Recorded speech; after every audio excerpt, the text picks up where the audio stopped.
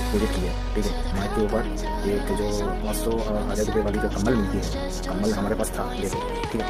ये देखो हमारे पास ये जो कम्बल है 500 1000 रुपये की, ठीक है, रुपए की जो कम्बल है, मैंने उसको काट दिया, ठीक है। उसको काटने के बाद इतना 1200 था, मैंने इसको 2 में भाग कर दिया।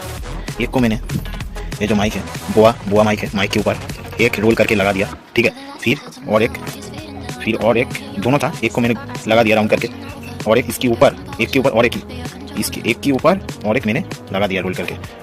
फिर ब्लैक टेप और कटर से इसको लगा के यहाँ पर जो लास्ट में यहाँ पर ब्लैक टेप में से थोड़ा सा चिपका दिया। चिपकाने के बाद मैंने इसमें हेलमेट के अंदर यहाँ पर सेटिंग कर दिया। देखो बहुत ही अच्छा साउंड आ रही है, ठीक है, बहुत ही अच्छा साउंड आ रही है। तो आप वीडियो देखो, ठीक है। हम जब बात कर रहे हैं तो वीडियो देखो, समझ में आ जाएगा कितना अच्छी, ठीक है। थोड़ा सा ज़्यादा बोल रहा